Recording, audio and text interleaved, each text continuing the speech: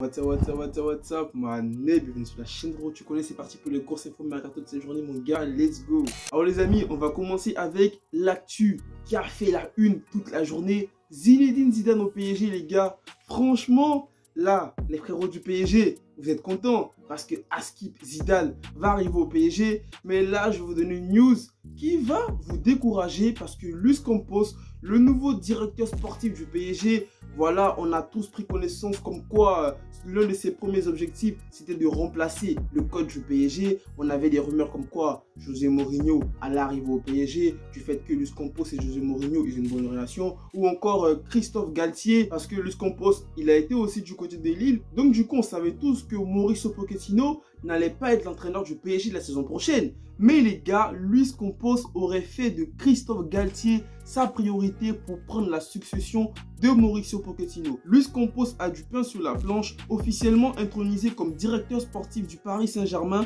le Portugais doit trouver un successeur à Mauricio Pochettino, dont les jours à la tête du club sont comptés. Si la piste Zinedine Zidane fait rêver les Qataris et que plusieurs médias affirment que le Français aurait accepté le poste, Foot Mercato nous apprend aujourd'hui que cette piste ne conviendrait pas à Luis Campos. Ce dernier insisterait en interne pour nommer Christophe Galtier, qu'il a déjà connu au LOSC. L'adaptabilité de l'entraîneur du LOSC serait privilégiée par le Portugais et le Français aurait déjà donné son accord pour prendre les rênes du PSG. Luis Campos confierait même qu'il y a de fortes chances que Galtier soit à la tête de l'équipe la saison prochaine. L'arrivée de Zidane serait donc un premier coup dur pour le directeur sportif du PSG si elle se confirmait. Affaire à suivre. Donc voilà les ronds, Luis Campos, il n'est pas du tout favorable à une arrivée de Zinedine Zidane au PSG. Il est plutôt favorable pour une arrivée de Christophe Galtier. Donc les amis, affaire à suivre. Mais bon, si les Qataris nomment un directeur sportif et qu'ils ne sont pas du même avis avec ce directeur sportif là, je ne sais pas comment le PSG pourra entamer un nouveau projet s'ils ne prennent pas en compte l'avis de leur directeur sportif qu'ils viennent de nommer. Est-ce que Zidane au PSG sera le meilleur entraîneur pour le nouveau projet du PSG?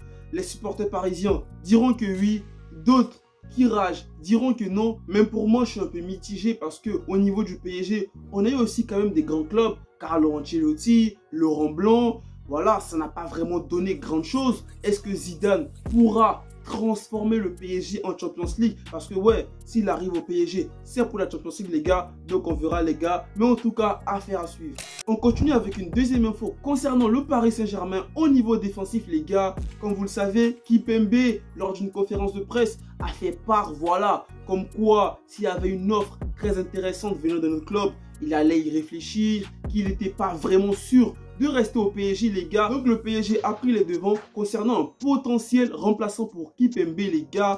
Depuis plusieurs jours, le nom de Milan Skriniar, défenseur de l'Inter Milan, revient avec insistance du côté du PSG. Le défenseur central slovaque, référence à son poste en Serie A, après 7 saisons passées dans ce championnat, dont 5 à l'Inter, est une priorité de Luis Campos, nouveau conseiller sportif de Paris. Selon la Gazzetta, le club de la capitale a réalisé une première offre à hauteur de 50 millions d'euros, jugée insuffisante par les dirigeants italiens. L'Inter Milan réclame près de 60 millions d'euros. De toute façon, les prix au niveau du mercato ne font que monter. Après, la chaîne L'équipe avait annoncé que le PSG avait une enveloppe de 80 millions d'euros pour ce mercato. Voilà, ils ont prolongé Mbappé. Ils ont aussi officialisé la signature de Nuno Mendes.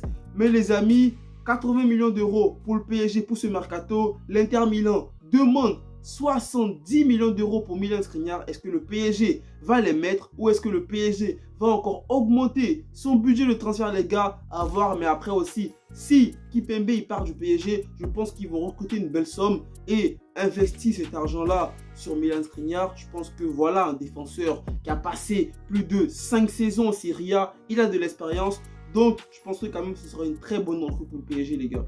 Pour la troisième rumeur de transfert, direction Londres, pas pour la drill, les gars, mais au niveau des Blues de Chelsea. Timo Werner et Hakim Ziyech poussés vers la sortie. Hakim Ziyech et Timo Werner pourraient quitter Chelsea pendant le mercato estival 2022. Selon les informations du Télégraphe, Thomas Tuchel aurait mis les deux joueurs sur la liste des transferts. En fonction des offres plus ou moins bonnes, les deux joueurs pourraient être invités à quitter le club londonien dans les prochaines semaines. Cela s'inscrit dans un processus de refonte du groupe avec l'appui des nouveaux propriétaires du club londonien. Je pense tout de même au niveau de ces deux joueurs, il y a plusieurs gros clubs européens qui seront intéressés par ces joueurs-là. Donc les amis, on verra bien si Hakim Ziyech et Timo Werner vont quitter Chelsea ce mercato mercato-là et on verra dans quel club ils vont signer. Mais moi, comme j'ai dit, les clubs qui vont recruter ces joueurs-là vont vraiment bien se renforcer au niveau offensif. On va passer maintenant les amis au niveau du Real Madrid. Bonne nouvelle pour Eden Hazard, le Real ne devrait pas transférer de joueurs offensifs. Après l'échec du recrutement de Kylian Mbappé, le Real ne devrait pas chercher un autre renfort offensif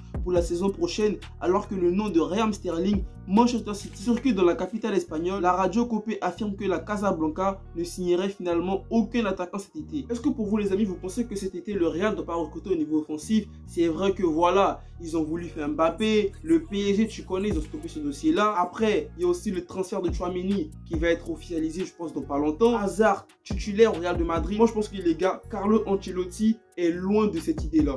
Maintenant, les amis, on passe au niveau du FC Barcelone, mon club de cœur, les gars. Alors, le Barça. Bon, les amis, le Barça, là, le mercato du Barça, limite, t'as l'impression que tout le monde va venir au Barça. Je fais que de le répéter, mais c'est vrai, en fait.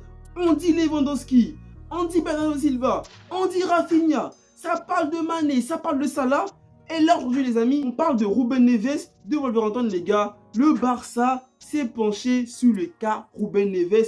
Et Ruben Neves, à skip, est une priorité du FC Barcelone. Alors que Bernardo Silva occupe toute la place depuis plusieurs jours autour du FC Barcelone, Sport confirme que la priorité est bien de recruter son compatriote Ruben Neves au milieu de terrain. Le FC Barcelone a confirmé à Jorge Mendes qu'il allait à 100% sur Ruben Neves. Selon le quotidien catalan Sport, ce sera la seule recrue de l'été au milieu de terrain avec Franck Kessié. Alors que la rumeur enflait depuis quelques jours quant à un échange Bernardo Frenkie de Jong avec Manchester City, le Barça a communiqué à l'agent portugais que l'achat de Bernardo Silva était impossible.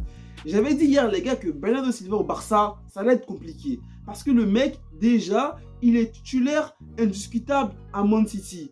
Et si le Barça veut aller le chercher, Bernardo Silva n'est pas en fin de contrat. Donc du coup, Bernardo Silva quand même, c'est un joueur aujourd'hui qui coûte, moi je pense que pas moins de 50 millions d'euros. Si tu veux Bernardo Silva, il faut mettre pour moi 60 millions d'euros, 70 millions d'euros. Et après, le Barça aussi n'a pas d'argent. Donc le Barça a dit, Bernardo Silva, c'est impossible. Donc ils sont penchés sur Ruben Neves les gars. Est-ce que Ruben Neves sera un bon joueur pour le Barça? Je ne sais pas. Tout ce que je sais, c'est qu'il a fait une bonne saison en Angleterre. Il a fait une bonne saison avec Wolverhampton. Et que aussi Manchester City est intéressé par lui. Donc du coup, si tu es un club comme Man City qui est intéressé à toi, c'est que tu es un joueur qui a quand même des qualités. Donc à voir les gars, ce que le Barça va faire avec Ruben Neves. J'espère que dans quelques jours, on n'aura pas encore une autre rumeur de transfert arrivant du côté du FC Barcelone, qu'on va vraiment se mettre à l'action. Parce que là, au niveau du Barça, on fait que parler, on parle, Lewandowski, on parle, mais il n'y a rien qui est crédible pour le moment, il n'y a rien qui est crédible.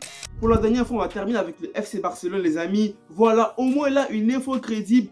Après la prolongation de contrat d'Araujo au Barça, c'est Sergi Roberto, les frérots du PSG. Vous vous rappelez, hein, la remontada. Hein, frère, tu connais Sergi Roberto. Tu ne peux pas oublier Sergi Roberto. Frère, je sais que tu en as fait des cauchemars. Mais bon, mon gars, Sergi Roberto, il prolonge au Barça, les amis, pour encore une saison. Donc, à voir ce que ça va donner. Après, cette année, Sergi Roberto, il a été blessé. Il n'a pas fait beaucoup de matchs avec le Barça. Je pense que voilà, l'année prochaine, il sera dans une rotation. Il aura quand même quelques minutes. Mais je ne le vois pas, voilà, titulaire au niveau du Barça la saison prochaine. Et je pense que quand même, garder certains cadres de son effectif, ça fait un peu du bien, les gars. Donc, pour moi, la prolongation de Sergi Roberto au Barça, je pense que c'est une bonne chose. Donc voilà les amis, c'était tout. Hein. On va terminer par une dernière question. Est-ce que pour vous, vous imaginez un Eden Hazard titulaire au Real de Madrid la saison prochaine? N'hésitez pas à me dire en commentaire les gars ce que vous en pensez. Sinon les frérots, c'est tout. Prenez soin de vous. Prenez soin de notre famille, ne pas les héros. Restez toujours positifs. Les gars ensemble. Allez, peace.